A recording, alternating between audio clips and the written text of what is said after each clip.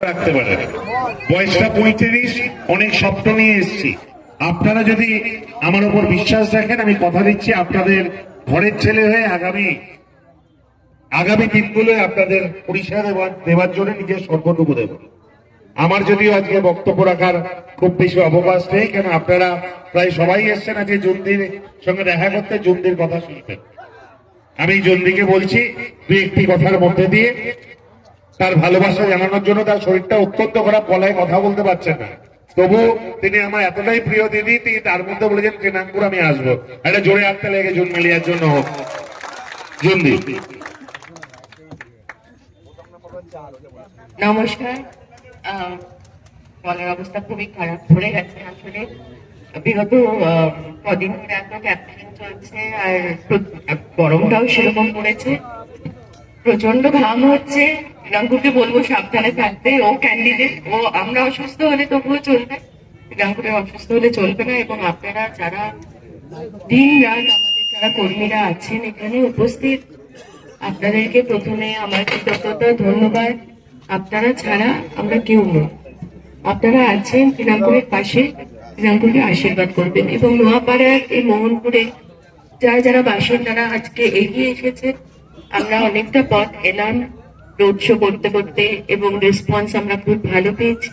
তার একটাই কারণ যে মমতা দি আপনাদের পাশে আছে, আপনাদের সাথে আছে, সেটা আপনারা ভালো করে বোঝেন। এবং আপনারা জানেন যে এই মুহূর্তে পশ্চিম বাংলাতে দিদির কোনো বিকল্প নেই।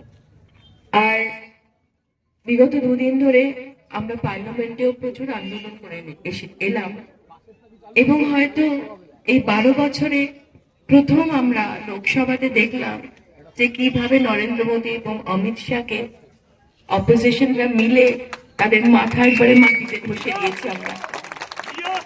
পরশুদিন আমি আমার বক্তব্যে লোকসভাতে বলেছিলাম যে আগামী দিন কালকে আসুন 4টের সময় আমরা অপোজিশন মিলে আপনাদের দেখিয়ে দেব যে ইন্ডিয়া একটা ডেমোক্রেটিক কান্ট্রি, ইন্ডিয়াতে এখনো গণতন্ত্র আছে, আপনাদের ফ্যাসিজম আমরা মেনে নেব না।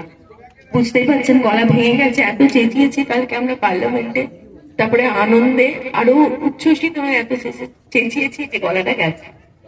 এইটুকুই বলবো যে যারা আপনাদেরকে এই যে মহিলা সংরক্ষণ বিল নিয়ে আপনারা নিশ্চয়ই দেখছেন টিভিতে এবং সোশ্যাল মিডিয়াতে, ওরা বলার চেষ্টা করছে যে আমরা বিল আনতে দিইনি, সেটা একেবারেই নয়। অন্তত পশ্চিম বাংলার মা বোনেরা জানেন যে দিদি মহিলাদের জন্য কি কি করেছেন এবং মহিলাদেরকে সব সময় এগিয়ে রাখেন। মহিলা অ্যামেন্ডমেন্ট বিল 2023-এ অলরেডি পাস হয়ে গেছে ইউনানিমাসলি, মানে সবাই মিলে, অপোজিশন মিলে, রুলিং পার্টি মিলে 2023-এ মহিলা বিল কিন্তু পাস হয়ে গেছে। সেটা বিজেপিরা তাদের রুলিং গভর্নমেন্ট, তো তারা এখনো সেটাকে ইমপ্লিমেন্ট করেনি। কিন্তু এতটাই ওরা নোংরা যে ওরা জানে যে তামিলনাড়ু আর পশ্চিমবঙ্গে এত বড় একটা ইলেকশন চলছে, সেই ফাঁদ ওরা পেতেছিল সকলের জন্য। ষড়যন্ত্র করে ওরা তাড়াহুড়ো করে একটা স্পেশাল পার্লামেন্ট সেশন করে ওরা ভেবেছিল যে আমরা হয়তো কেউ যাব না, অপোজিশন থেকে এত লোক হয়তো আসবে না। সেটা ভেবে ওরা মহিলাদের এই সংরক্ষণ বিলটা, যেটা অলরেডি পাস হয়ে গেছে, তার সাথে একটা কনস্টিটিউশনাল অ্যামেন্ডমেন্ট বিল করে ওরা ডিলিমিটেশনের বিলটা ঢুকিয়ে দিয়েছে। এবার ডিলিমিটেশন মানে হচ্ছে এখন আমাদের পার্লামেন্টে 534 জন আছে, 534 জনের মধ্যে ওরা যেটা চাইছে করতে, ওরা চাইছে আরো 850 মেম্বার হবে। খুব ভালো কথা হোক, কিন্তু তার মধ্যে ওরা ওবিসি, পিছিয়ে পড়া মানুষদের সবাইকে বাদ দিয়ে সেটা করার চেষ্টা করছে। সেটা তো আমরা হতে দিতে পারি না, কারণ যারা পিছিয়ে পড়েছে তাদেরকে এগিয়ে নিয়ে যেতে হবে, সমাজে মূল স্রোতে তাদেরকে আনতে হবে। সেটাই আমাদের সকলের উদ্দেশ্য হওয়া উচিত। এবং ওরা ভেবেছিল এটাই ওরা করবে। আমাদের বক্তব্য কি, যেটা পাশ হয়ে গেছে সেটা এখন পাশ করাও, সেটা করিয়ে দাও। আর 33% কেন, মমতাদি বলছে তোমরা 50% দাও। ওরা তো 15% আটকে আছে। পার্লামেন্টে বিজেপির মহিলা সদস্যরা মাত্র 15%, আর আমাদের তৃণমূল কংগ্রেসের আমরা 38%। তাহলে ভেবে দেখুন মমতাদি কতটা এগিয়ে আছে। তাই আমরা বলছি 50 আনুন, আজকে নিয়ে আসুন। ডিলিমিটেশনের পেছনে কেন আপনারা এই ষড়যন্ত্র করছেন? তাই আমরা ওদেরকে হারিয়ে দিয়েছি কালকে ভোট করে পার্লামেন্ট। এটা আমাদের মস্ত বড় জয়। এটা ইয়ে বাত লোক হজম নেই হুয়া। আর যে এখানে দাঁড়িয়েছে তার সম্পর্কে আমি কিছু বলতেই চাই না, কারণ সে কোনো প্রার্থী নয়। সে কি সেটা আপনারা, এই ব্যারাকপুর লোকসভার মানুষেরা, নোয়াপাড়ার মানুষেরা আপনারা ভালোভাবে জানেন। এখানে মঞ্জুদি ছিলেন, মঞ্জুদির আগে ওনার লেট হাজবেন্ড বিকাশ বাবু ছিলেন, খুব সজ্জন ছিলেন, আপনারা এখনো ভীষণ ভালোবাসেন। দিদি এবং অভিষেক এবার তৃণাঙ্কুরকে পাঠিয়েছে। তৃণাঙ্কুর আমার ছোট ভাই হয় একটা, ওকে আমি অনেক বকাবকি করি। ও আমাদের রাজ্যের ছাত্রের সভাপতি, প্রেসিডেন্ট। তাই ও আমার সাথে আমার 2021 থেকে আমি যখন বিধায়ক হলাম এবং মেদিনীপুরে লোকসভাতে আমার পাশে সবসময় দাঁড়িয়েছে। আজকে বিশ্বাস করুন, আমি যখন ঘুম থেকে উঠেছি আমার পুরো গলা, আর এখন তো একটু কথা বলতে পারছি, তখন আরোই পাচ্ছিলাম না, আর একটু জ্বরও ছিল। কিন্তু আমি বললাম না, আমাকে ওর কাছে যেতে হবে, ঠিক করে ওর পাশে আমাকে দাঁড়াতে হবে। ভাই যখন দিদির পাশে দাঁড়িয়েছে, দিদি কেন ভাইয়ের পাশে দাঁড়াবে না? আমি আপনাদের কাছে ওর জন্য এসেছি এইটুকুই বলতে, যে আপনারা যদি দিদিকে ভালোবাসেন, দিদিকে যদি একটু ভরসা করেন বা রাখেন দিদির ওপর, অভিষেককে যদি আপনারা স্নেহ করেন, এবং আমি আপনাদের কাছে টেলিভিশনের মাধ্যমে, সিনেমার মাধ্যমে বিগত 30 বছর ধরে আপনাদের ঘরে ঘরে আছি, আপনাদের কাছে আছি আমি আপনারাও যদি বিগত 30 বছর ধরে আমাকে এত আশীর্বাদ দিয়েছেন, এখন জনপ্রতিনিধি বানিয়েছেন, আপনারা যদি আমার উপর একটু ভরসা করেন এবং আমাকে যদি একটু ভালোবাসেন, মা বোনেদের বিশেষ করে বলবো, দাদা ভাইদের বলবো, তৃণাঙ্কুরকে অবশ্যই 4 নম্বর বোতাম টিপে আমাদের জোড়া ফুল চিহ্নে মমতাদি এবং তৃণাঙ্কুরকে বিপুল ভোটে আপনাদেরকে জয়ী করে আনতে হবে। এটা নোয়াপাড়ার জন্য বলছি। দেখুন, আমি চাই না যে নোয়াপাড়ার মা বোনেরা অসুরক্ষিত থাকুক। এরা যতই যাই বলুক, বিজেপি মহিলাদেরকে একদম সম্মান করে না।